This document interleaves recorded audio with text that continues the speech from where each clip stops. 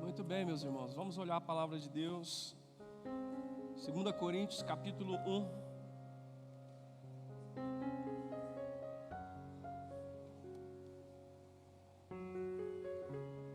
Segunda Coríntios capítulo 1, do verso 3 ao verso 11.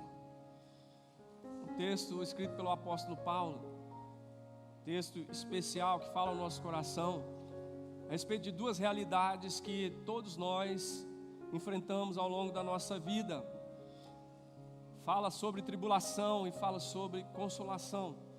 E nós, enquanto seres humanos, limitados, criaturas e pecadores, a gente lida com essas duas realidades. É como se fosse duas faces de uma mesma moeda, é como se fosse o cara e coroa que nós vamos vivenciar ao longo da nossa jornada, enquanto Deus nos permitir vida, ou enquanto Jesus não volte.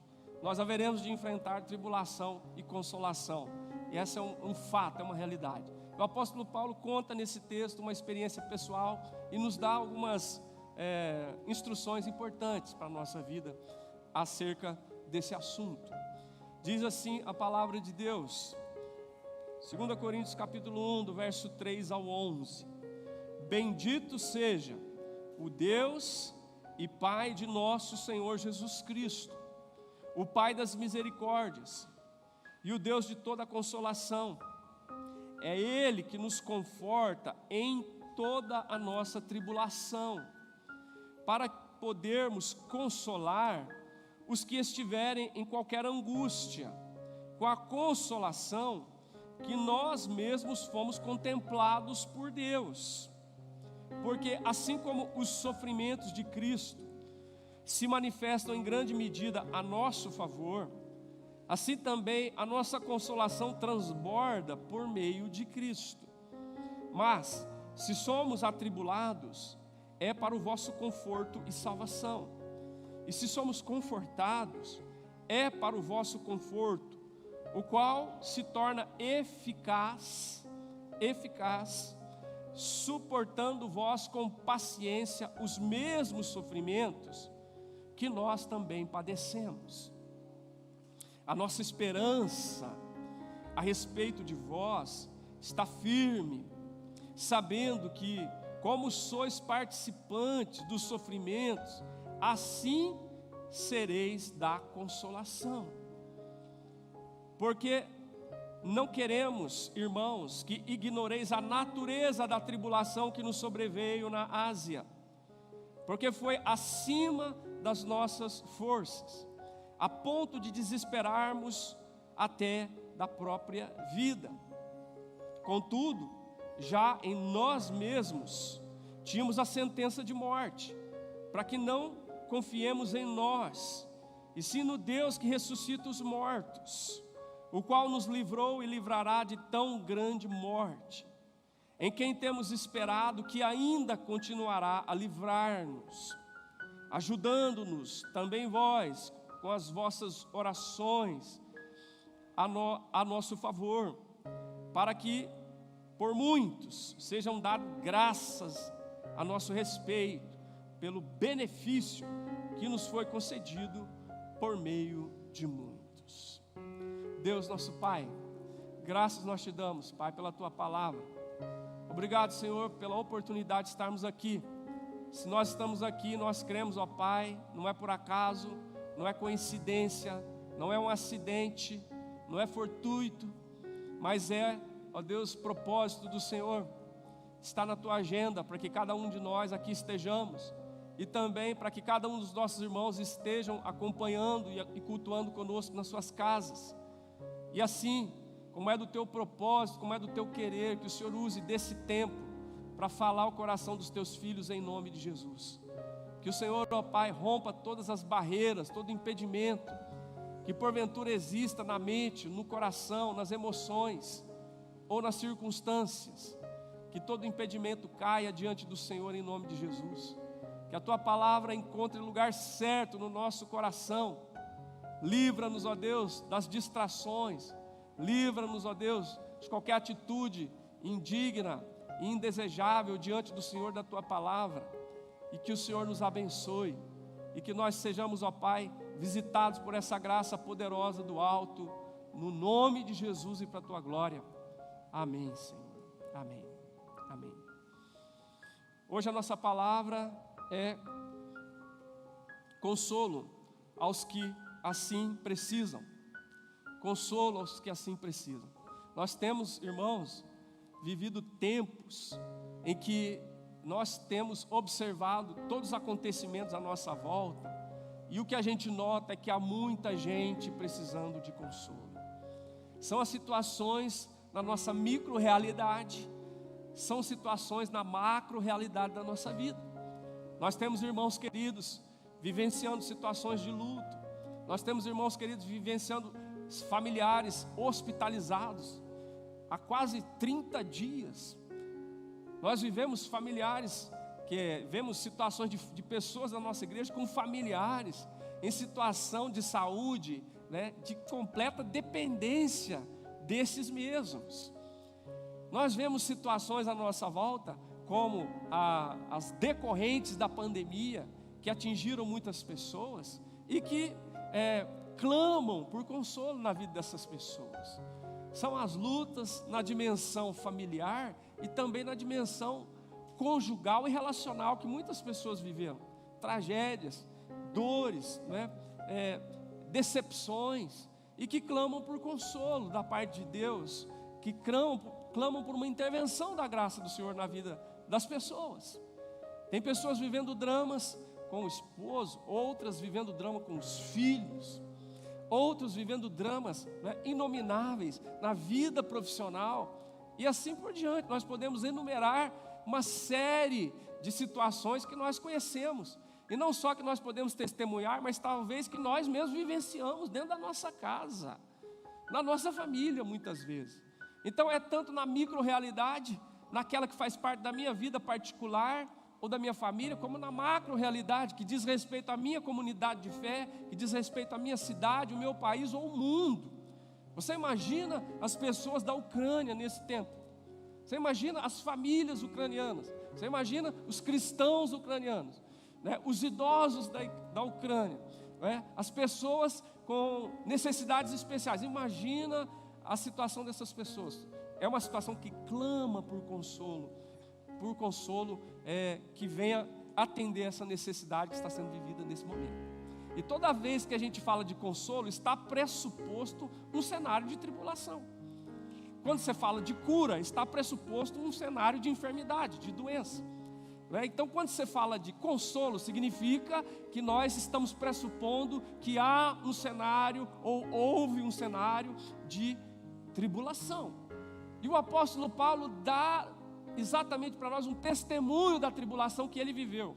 Não é algo que ele ouviu falar, não é algo que alguém contou, não, é algo que ele experimentou na sua vida. Porque uma coisa é você ouvir alguém falar de um problema que essa pessoa viveu. Outra coisa diferente, totalmente mais intensa, é você saber aquilo que você experimentou. É você ter passado pelo corredor do hospital, é você ter frequentado um quarto de UTI, é você ter estado num velório da sua família, é você saber que tem conta para pagar e não tem o recurso necessário para saldar aquela dívida. Uma coisa é você saber da história, outra coisa é você viver essa história. E o apóstolo Paulo fala de alguma coisa que ele viveu, e ele diz a partir do verso 8, ele conta essa história a partir do verso 8, porque não queremos, eu e a minha equipe, né, que vocês, irmãos, ignorem a natureza da tribulação que nos sobreveio na Ásia.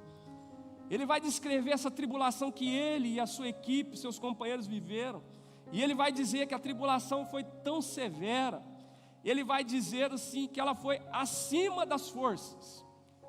Ele vai dizer, olha, porque foi acima das nossas forças, a ponto de desesperarmos da própria vida. E ele diz, contudo, já em nós mesmos tínhamos a sentença de morte, para que não confiássemos em nós mesmos, e sim no Deus que ressuscita os mortos. Ele não diz o que foi que aconteceu, ele não diz, mas ele diz as características do que aconteceu.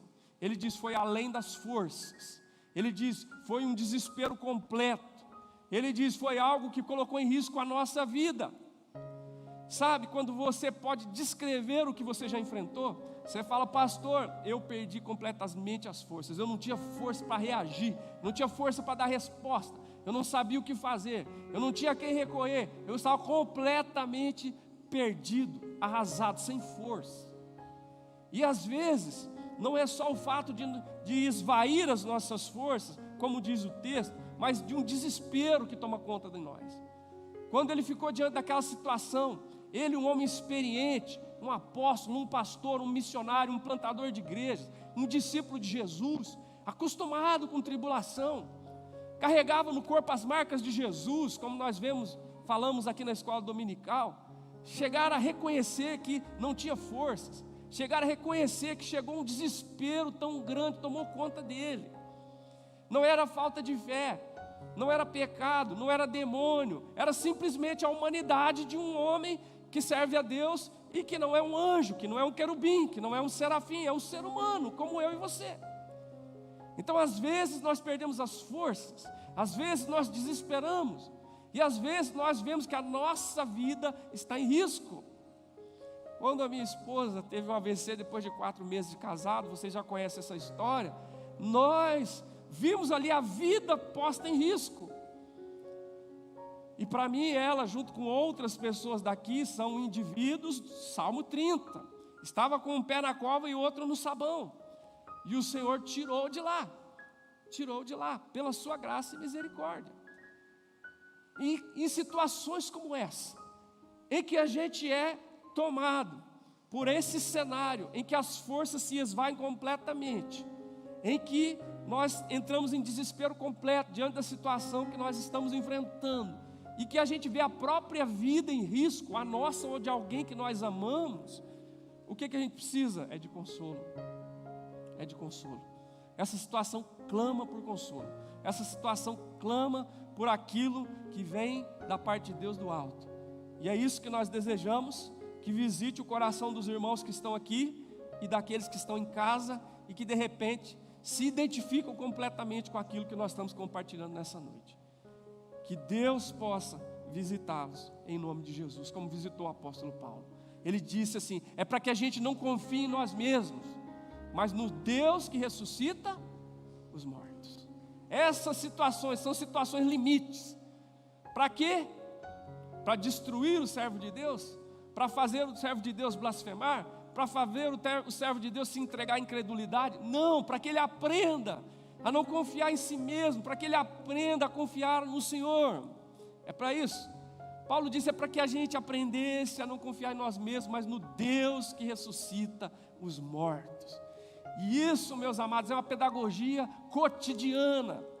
Cotidianamente nós somos desafiados pelas situações da vida a aprender de novo a confiar não em nós mesmos, mas no Deus que ressuscita os mortos. E isso é uma bênção, isso é um privilégio. Louvado seja o nome do Senhor. O apóstolo Paulo chega a dizer: quando eu sou fraco, então é que eu sou forte. Porque nessa hora eu me entrego, eu me rendo, eu clamo, eu busco ao Senhor, né? Eu admito a minha falibilidade, a minha fragilidade, e eu busco aquele que é todo poderoso, aquele que pode intervir em qualquer realidade, em qualquer situação, transformando tudo para a honra e glória do seu nome, para a bênção nas nossas vidas.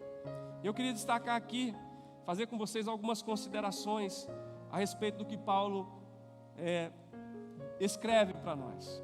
Se você é alguém que se identifica com essa mensagem, com essa palavra, você é alguém que precisa de consolo, nós precisamos fazer algumas considerações. Em primeiro lugar, nós precisamos considerar a fonte da nossa consolação. A fonte da nossa consolação. Vamos repetir isso juntos? A fonte da nossa... Não, ninguém repetiu, vamos lá? A fonte da nossa consolação. Quando eu estava pensando sobre isso, irmãos, eu lembrei de um vídeo que rodou aí pela internet. Talvez você já tenha visto esse vídeo. A gente fica até penalizado com o vídeo. A gente ri ao mesmo tempo e ao mesmo tempo fica penalizado. Um senhorzinho de uma certa idade, ele vai até uma base da polícia militar, um trailer, e ele bate lá e pede cachorro quente. Não sei se vocês já viram esse vídeo. Ele chega, eles estão filmando lá dentro, ele chega, bate, aí eles atendem ele. Eu queria um cachorro quente. Ele falou: não, senhor, isso aqui não é um carrinho de cachorro quente. isso aqui é uma base da polícia militar. Não, mas eu pensei que isso aqui era um carrinho de cachorro-quente. Não, não é, isso aqui é uma base da polícia militar. Ele estava buscando a coisa certa no lugar, estava buscando a coisa certa no lugar errado. Tem muita gente buscando a coisa que ela mais precisa, a coisa certa no lugar errado. E a palavra do Senhor diz onde é que é a fonte do nosso consolo. Onde que está a fonte do nosso consolo? Será que é o nosso patrão? Será que é o presidente da república? Será que é o seu colega de trabalho? Quem é a fonte da sua consolação? Será que é o seu pastor? Não, a fonte da sua consolação está dita aí no verso 3. Bendito seja o Deus e Pai de nosso Senhor Jesus Cristo, Pai das misericórdias e Deus de toda a consolação. Não vai buscar cachorro quente na base da polícia, porque você não vai encontrar. Tem gente buscando consolo no lugar errado. Está certo que Deus pode usar fontes que estão à nossa disposição. Deus pode usar pessoas, nós sabemos disso.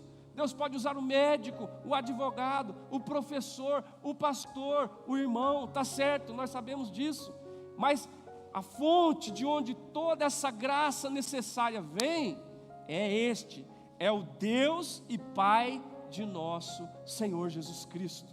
Ele, o Pai das misericórdias e o Deus de toda a consolação. Isso é muito importante, você saber qual é a fonte do consolo para a sua vida. Sabe por quê? A gente está muito acostumado a ouvir no nosso meio, a ver literatura de autoajuda, autoajuda. Mas nós não podemos nos iludir pensando que apenas esse tipo de recurso é o que Deus tem para nós. Não, nós não dependemos de autoajuda, nós dependemos de ajuda do alto, de ajuda de cima, porque nós somos filhos de Deus. Então nós reconhecemos que a fonte do nosso consolo é o Deus e Pai de nosso Senhor Jesus Cristo. É o Pai das misericórdias, é o Deus de toda a consolação.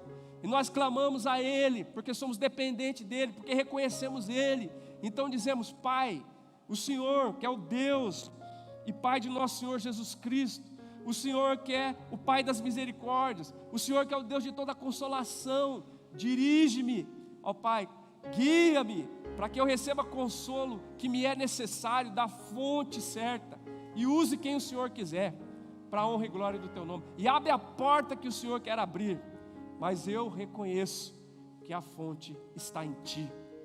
Tinha uma canção que eu gostava muito de cantar em Santo André, e ela tinha uma frase que dizia assim: todas as minhas fontes, Senhor, estão em Ti. Tua presença em mim é tudo que eu preciso. Tu és o bálsamo a me curar. Vou Te buscar, Senhor, enquanto eu existir, porque todas as minhas fontes, Senhor, estão em Ti. Saiba disso. A fonte do nosso consolo está no Deus e Pai de nosso Senhor Jesus Cristo, Pai das misericórdias e Deus de toda a consolação. Então é hora de você clamar a Deus, é hora de você buscar ao Senhor, é hora de você derramar o seu coração diante do Senhor, pedir para que Ele te dirija, para que Ele use pessoas, recursos, situações, cenários para te abençoar, para te socorrer, para te trazer alívio. Porque quando vem de Deus, você pode ter certeza, não vai frustrar. Não é isso que a palavra de Deus diz? O apóstolo Tiago diz assim, que toda boa dádiva e todo dom perfeito vem do alto, descendo do Pai das luzes, em quem não existe sombra e nem variação de mudança. Que seja assim na nossa vida, em nome de Jesus. Amém? Deixa eu só abrir um parênteses rapidinho aqui. O veículo Renault Clio, placa DQX 7018, está na frente de uma garagem. Por gentileza, vê lá pra gente, tá bom? Renault Clio, placa DQX 7018. Se for de alguém aqui, dá uma corridinha lá, tá bom? Obrigado.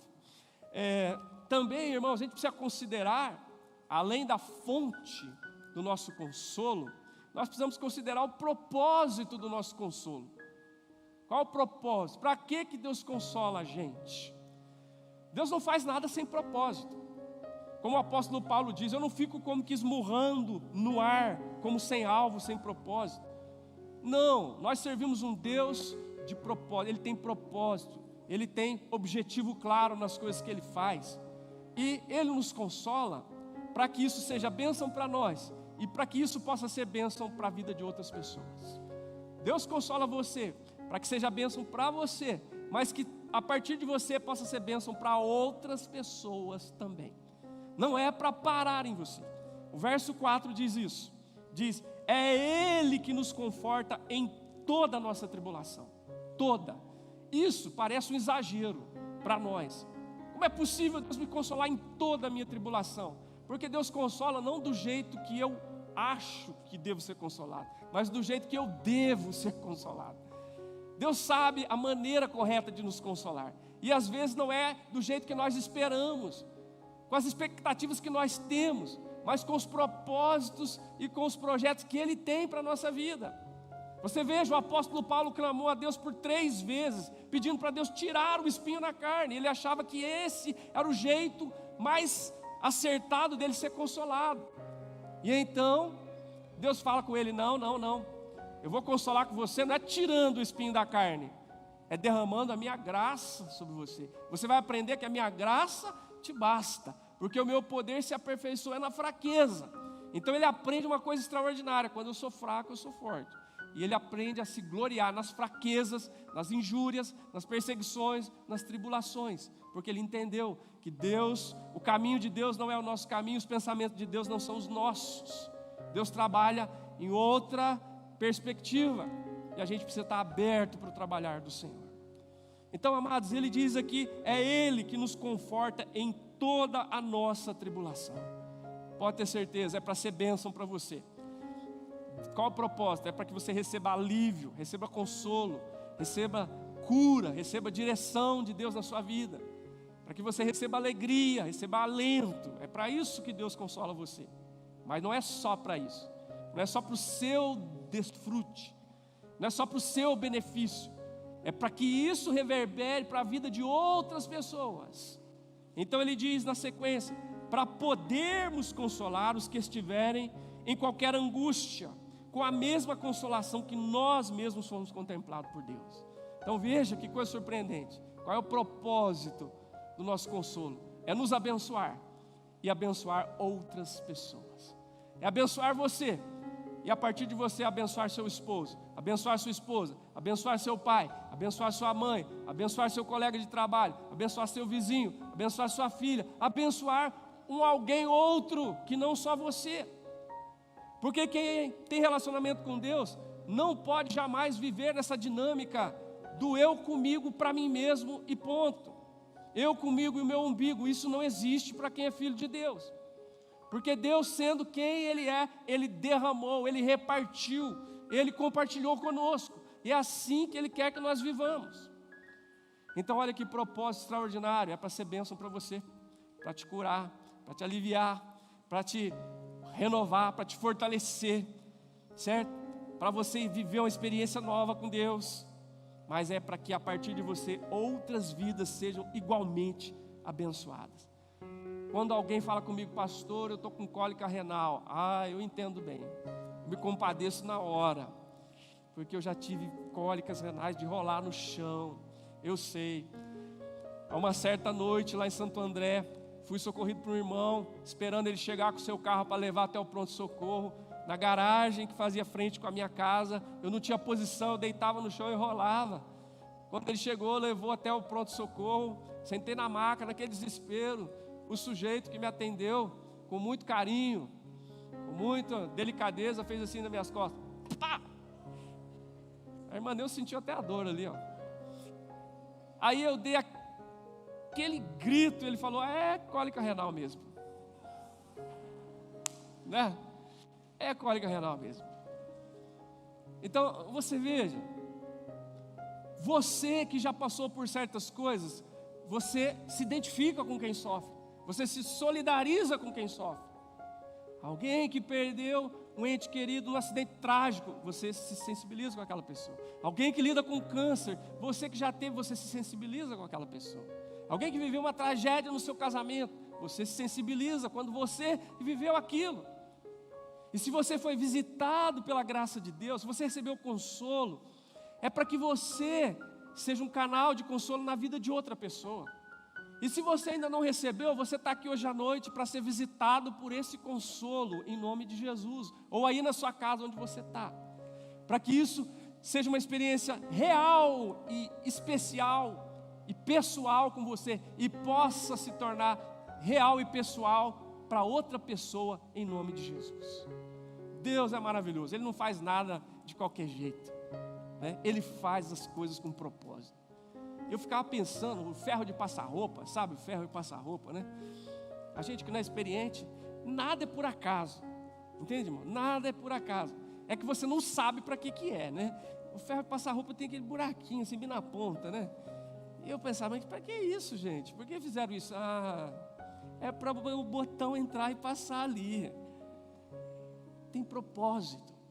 As coisas não são aleatórias, tem propósito.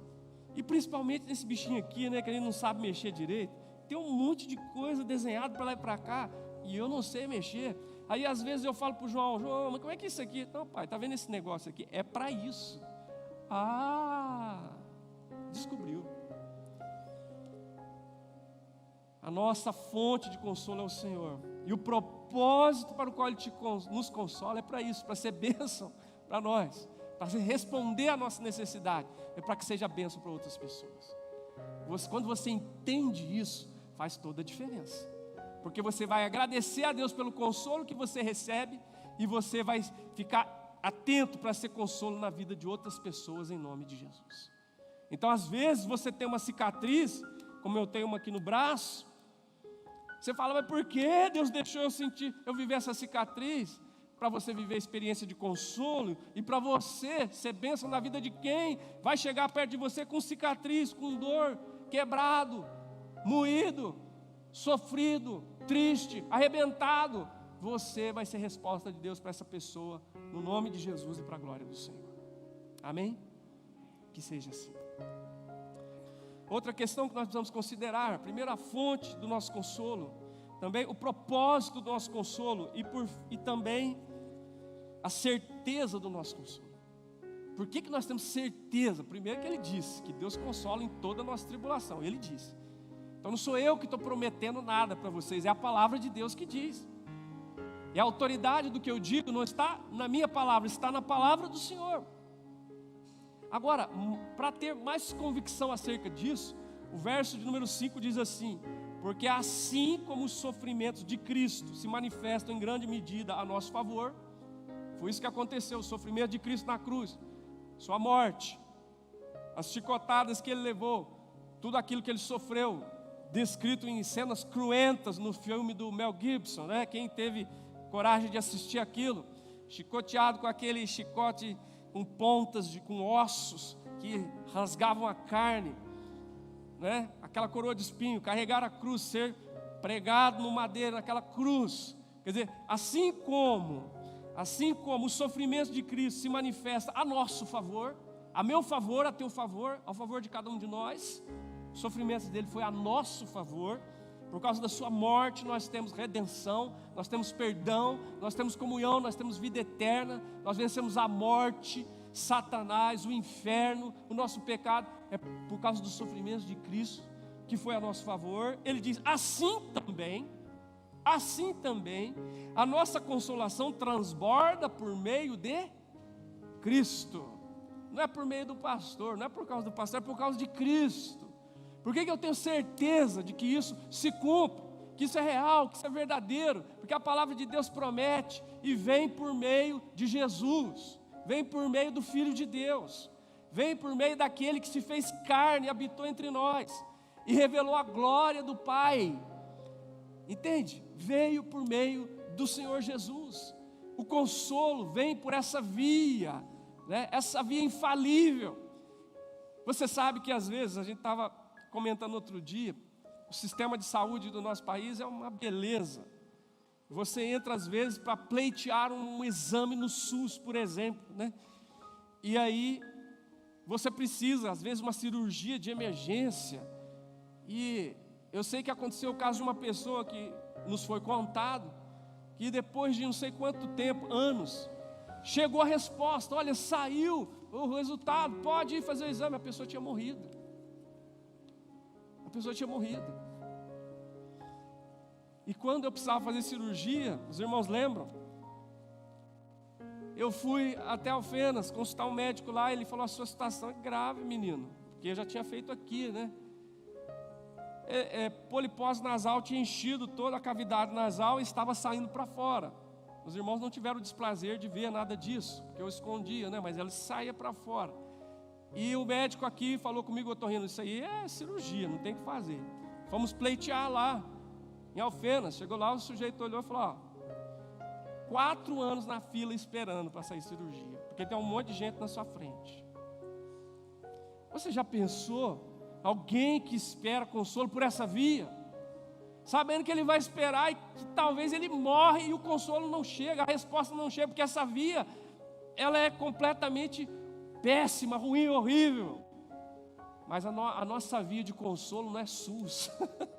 A nossa via de consolo é o Senhor Jesus. É infalível, vem e vem certo, e vem na hora de Deus, e não vai falhar, e vai promover um bem extraordinário, porque é poderoso para fazer infinitamente mais do que nós pensamos ou pedimos, conforme o seu poder que opera em nós, em nós. E às vezes a gente vai pensar que chegou atrasado, como Marta e Maria, que chamaram Jesus, e ele demorou, chegou depois de 4 dias, Lázaro estava morto, já em estado de putrefação. E as irmãs falaram: ah, Senhor, se o Senhor estivesse aqui, meu irmão não teria morrido. As duas falaram a mesma coisa. E tiveram uma surpresa extraordinária. Como nós cantamos, Ele nunca chega atrasado, sua hora é perfeita, sua maneira a mais linda. Jesus é o plano melhor, Ele nunca chega atrasado. É por isso que nós temos certeza do consolo. Não vai chegar do jeito que eu quero, talvez não vai chegar na hora que eu quero, talvez não vai atender a minha expectativa imediata, mas vai chegar do jeito de Deus, na hora de Deus, para a glória de Deus e para ser resposta completa no meu coração e na minha vida, no nome de Jesus. Amém? Nós temos certeza da nossa consolação. E também, irmãos, olha que coisa surpreendente, nós precisamos considerar, além da fonte do nosso consolo, além do propósito desse consolo, além da certeza que nós temos desse consolo, nós precisamos considerar a esperança do consolo. Esperança. Como é que a gente cultiva essa expectativa? Vamos usar a palavra expectativa, vai ficar melhor. Expectativa desse consolo na nossa vida. Como é que a gente fica enquanto a coisa não aconteceu? Pastor, ainda não veio. Pastor, parece que está demorando demais. Pastor, chegou para o outro irmão, não chegou para mim. Será que ele é mais querido que eu? Pastor, chegou para o meu vizinho, não chegou para mim. Né? Como é que a gente lida com isso? Com a expectativa do nosso consolo. O texto vai ensinar a partir do verso 6, olha lá. Ele diz assim: mas, Paulo dando testemunho dele, se nós aqui, equipe missionária, somos atribulados, é para o conforto de vocês, é para o conforto e salvação de vocês, não é assim? É, por exemplo, quando o pastor sofre cuidando das ovelhas, é para o bem de vocês. A gente paga um preço para que a igreja esteja bem, para que os irmãos estejam bem. Você imagina que tem ocasiões em que nós estamos numa festa de casamento, observe, celebramos um casamento aqui nessa igreja, fomos para a recepção em Guaxupé, porque a recepção era lá, estávamos lá já altas horas da noite, a comida ia sair lá pela 1h da madrugada, nós estávamos lá, entre os irmãos, todo mundo em festa, e nós já sabíamos que íamos sair dali, íamos para um velório. Chegamos por volta de 3h da manhã em casa. Nosso pastor reverendo Nilson falou: vai para sua casa que eu vou para a casa dos enlutados, e eu te aviso que hora vai ser o velório. Nós estamos celebrando, sorrindo com uma família, E sabíamos, sem ninguém saber ainda, que nós já íamos chorar com a outra família um pouquinho depois. E o reverendo, a Célia pediu, ora pelo pastor, que ela nota nele, toda vez que alguém morre, tanto que ele sofre com a dor das pessoas. Ele é bastante sensível, ele sofre com a dor de quem perde alguém, né? Que bom, ele é sensível, ele é um homem, né, de um coração generoso em relação à dor dos outros. Então Paulo está dizendo alguma coisa parecida, ele diz assim, quando nós aqui somos atribulados, é para o conforto e salvação de vocês. Mas quando nós somos confortados, nós aqui, também é para o conforto de vocês, para o vosso conforto. E quando nós nos alegramos, pastores, o resultado vem para vocês também.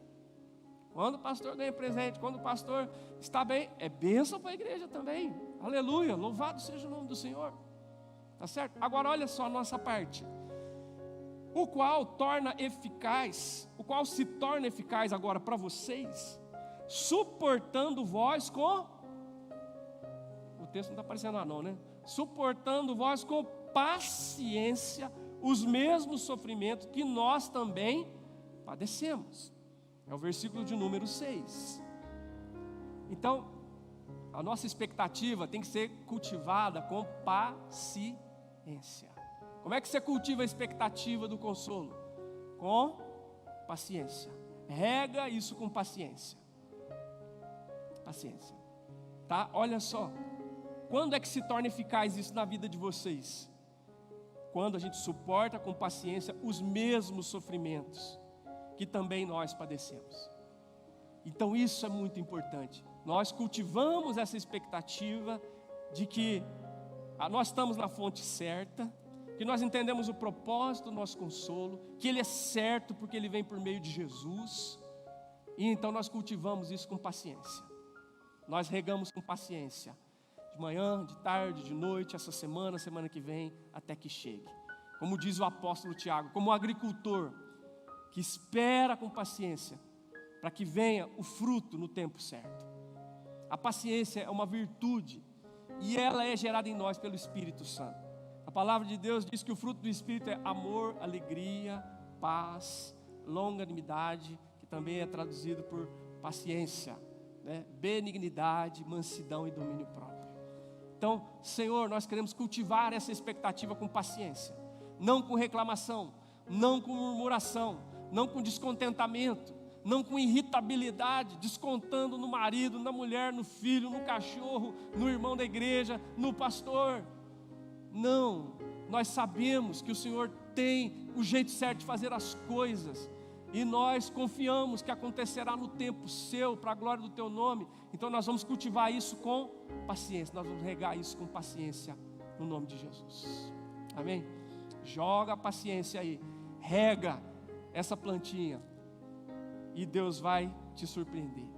E tem mais uma coisa, verso 7, a nossa esperança a respeito de vós, diz o apóstolo Paulo, está firme, verso 7, sabendo que, como sois participantes dos sofrimentos, assim sereis da consolação. Paulo diz, nossa esperança está firme. Então como é que a gente rega isso? Essa expectativa é com paciência e esperança. Esperança. Eu creio que Deus vai fazer, porque Ele é o Senhor na minha vida, na minha casa, na minha família, na minha igreja.